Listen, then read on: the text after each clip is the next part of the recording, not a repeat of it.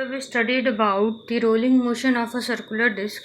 So today we'll start a new topic, that is motion of cylinder rolling down the inclined plane. हमने last time जो rotational motion किया था या rolling motion किया था वो किसका किया था?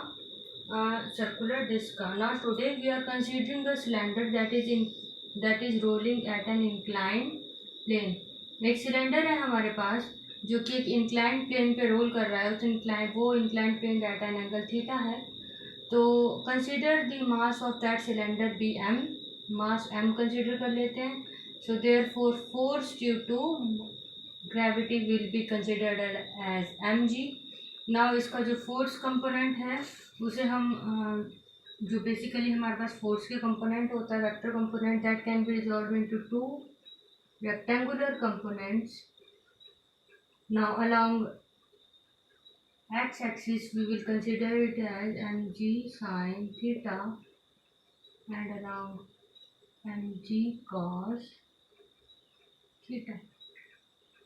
ठीक है, ये हमने जो फोर्स का कंपोनेंट है, जो force due to gravity that is M G, हमने उसे रिजॉल्व कर दिया दो कंपोनेंट्स में, M G sine theta and M G cos theta.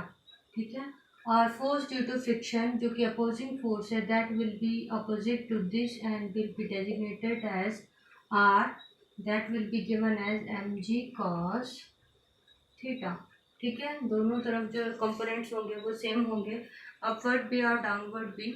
सो हमारे पास जो अपोजिंग फोर्स है या नॉर्मल रिएक्शन है अपोजिंग फोर्स का, that will be R. R क्या है यहाँ पे? Normal reaction due to opposing force of friction.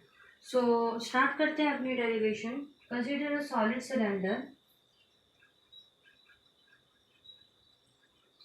Cylinder of radius r and mass m. एक सॉलिड सिलेंडर कंसीडर कर लेते हैं हम रेडियस r और मास m का, जो एक इंक्लाइंड प्लेन पे रोल कर रहा है.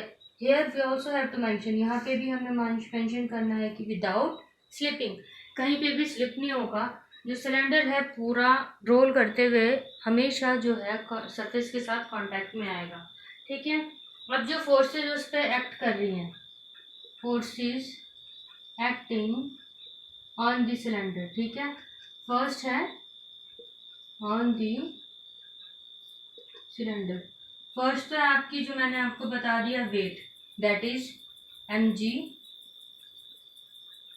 weight is the mass due to acceleration due to gravity या mass due to under the effect of gravity. So therefore force due to gravity will be F is equal to mg.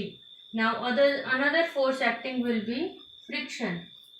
ठीक है, designated as F, which will be in the opposite direction of motion. ठीक है, now weight of the cylinder can be resolved into two components. ये हमें यहाँ पे mention करना पड़ेगा. weight of the cylinder can be resolved into two components. वो components क्या है हमारे पास? First of all M G cos theta and next one is M G sine theta. ठीक है, दो कंपोनेंट्स में हमने रिजॉल्व कर दिया. एम जी कॉस थीटा जो था वो परपेंडिकुलर था to inclined plane, perpendicular to inclined plane, और जो हमारे पास साइन थीटा था वो डाउनवर्ड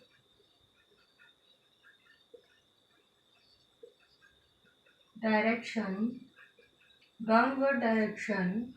टू इंक्लाइंड प्लेन, मतलब इंक्लाइंड प्लेन के नीचे की तरफ जो है वो क्या है हमारे पास? M G sine theta vector resolve component of weight. ठीक है, the inclined plane gives opposite and normal reaction, जो कि मैंने आर से डेजिग्नेट किया है. तो हम यहाँ पे लिख सकते हैं normal reaction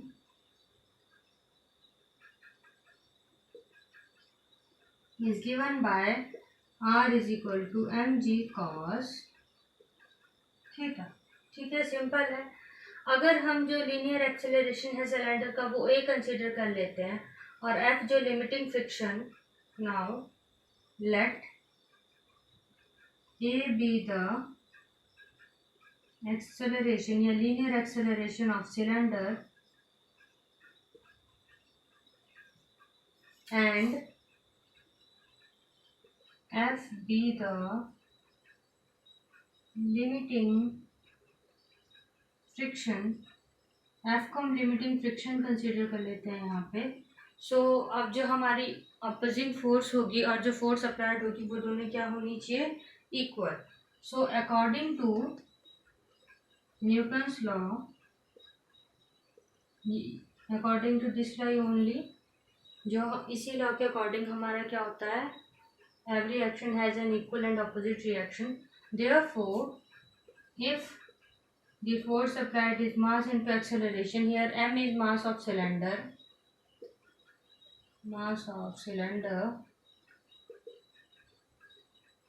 and a we have considered here linear acceleration of cylinder। ठीक है। Now f dash force जो उसके अपोजिंग फ्रिक्शन फोर्स लगाएगा that will be mg। देखिए अब हमें यहाँ पे कौन सा कंपोनेंट लेना है फोर्स का, vertical component, horizontal component, that is sine theta minus limiting friction, that is F. So ये दोनों इक्वल, क्या ये दोनों फोर्सेस आपस में इक्वल होनी चाहिए।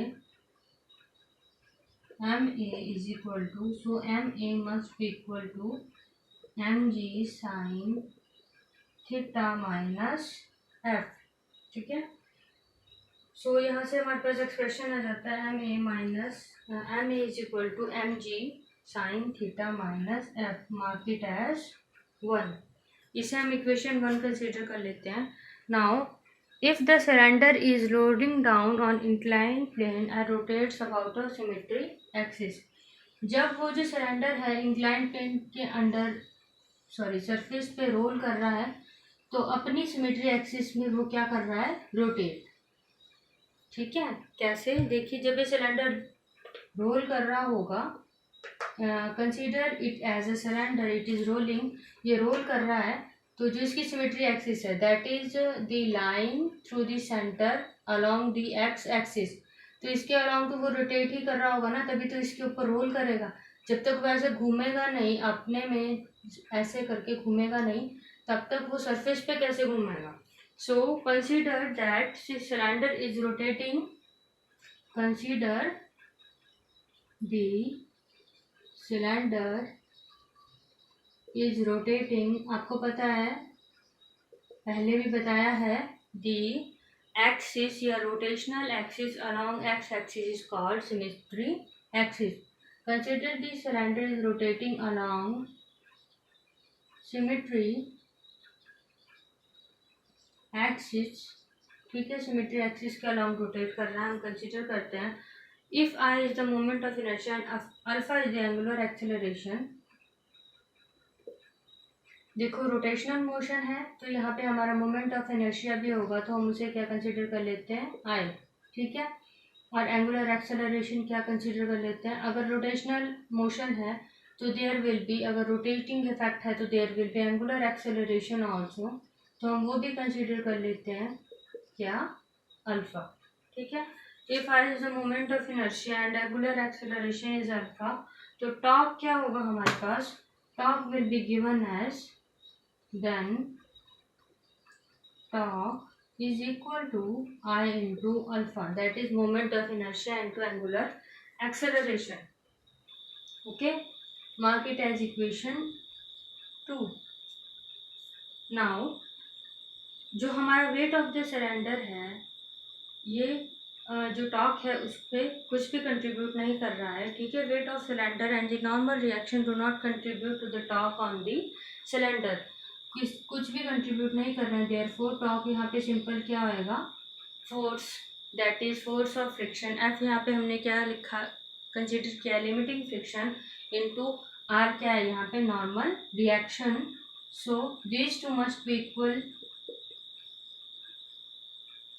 that is your I alpha must be equal to F into are.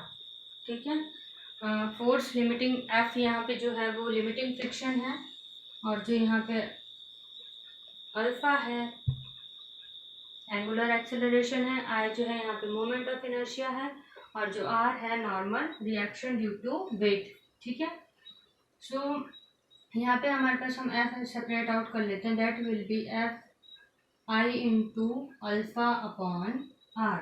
F हमारे पास एक्सप्रेशन वाइज दिया जाता है। नाउ अल्फा जो एंगुलर एक्सेलरेशन है that is equal to linear acceleration upon normal. ठीक है, therefore we substituting the value of alpha in equation 4,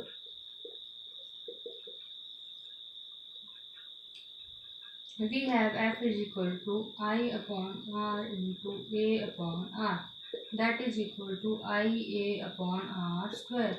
Mark it as equation 5. So ये एक्सप्रेशन आ गया हमारे पास आई अपॉन आर स्क्वायर। ये क्या है, आई हमारे पास लिमिटिंग फ्रिक्शन की वैल्यू, हमने एफ क्या कंसिडर किया है यहाँ पे, limiting friction. So substituting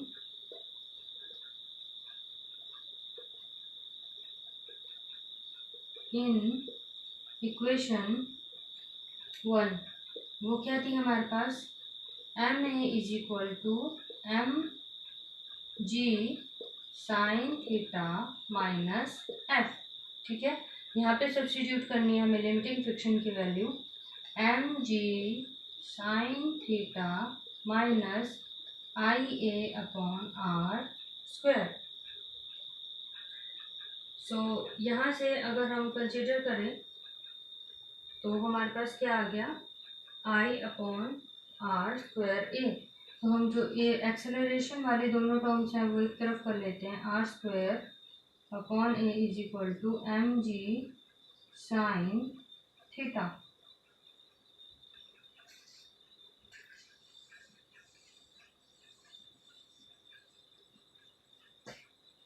hair we have acceleration, हमने M plus I upon R square is equal to M G sine theta. अगर यहाँ से हम एक्सेलरेशन सेपरेट आउट कर लें, acceleration will come out to be M G sine theta upon M plus I upon R square. ठीक है, mark it as equation 6। Equation 6 mark कर दीजिए आप इसे। ठीक है, ये आ गई हमारे पास एक्सेलरेशन की वैल्यू। इफ़ जो हमारा आई है मोमेंट ऑफ इनर्शिया है, अगर हम रेडियस ऑफ जायरेशन कंसीडर कर लें के, इफ के is the radius of gyration, then your moment of inertia can be expressed in terms of mk square.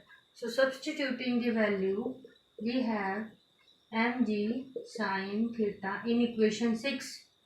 In equation 6 we have mg plus mk square upon r square. ठीक है,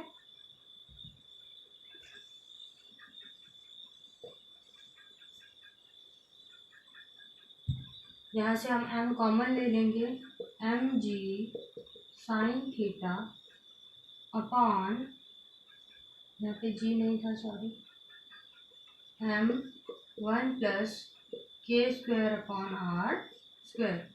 So m will get cancel out here, and here new value of acceleration comes out to be g sin theta 1 plus k square upon r square. Mark it as equation 7। हमारे पास acceleration की दो values आ गई यहाँ पे, M G sine theta M plus I upon R square, इसकी हमें आगे need पड़ेगी, M G sine theta M plus I upon R square, and another value is G sine theta upon 1 plus K square upon R square. ठीक है, सो मैंने ये दोनों values note कर दी। नाउ अब हमारी जो ये दोनों इक्वेशंस हैं, ये क्या दे रही हैं आपको, एक्सेलरेशन प्रोवाइड कर रही हैं। सो हमारा एक्सेलरेशन निकल गया है, एक्सेलरेशन निकल गया, लिमिटिंग फ्रिक्शन की वैल्यू निकल चुकी है हमारी। Now acceleration of a cylinder rolling down the inclined plane, अगर हम इसमें मोमेंट ऑफ इनर्शिया की वैल्यू सब्स्टिट्यूट करते हैं, देखिए कैसे।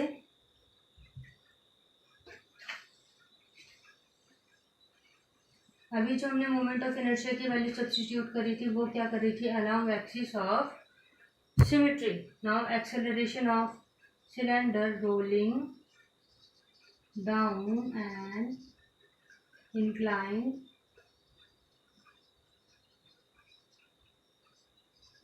acceleration. So moment of inertia along an inclined plane will be half of the original inertia, that is half of mr square. Inertia ऐसे given होगा यहाँ पे, और क्या हमारे पास नॉर्मल रिएक्शन इनर्शिया की वैल्यू ये होगी।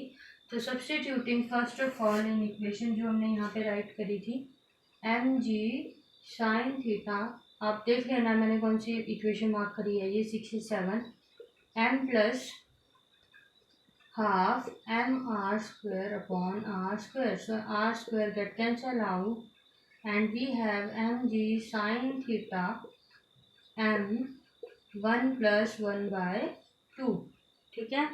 M G sine theta 1+1/2, that comes out to be M G sine theta M 3/2, so that is 2/3 G sine theta.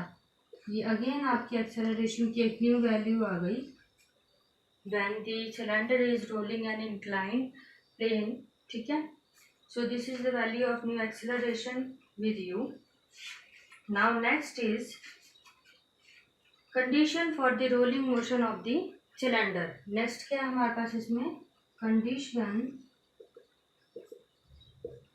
for the rolling motion of the cylinder.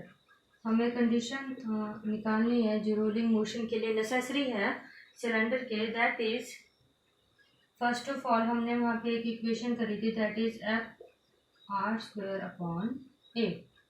एक expression find out किया था हमने force का, उसमें हम जो यहाँ पे हमारे पास इनर्शिया की वैल्यू है वही सब्स्टिट्यूट करेंगे।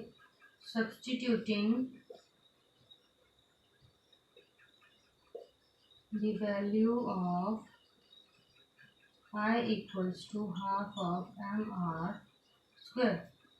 So here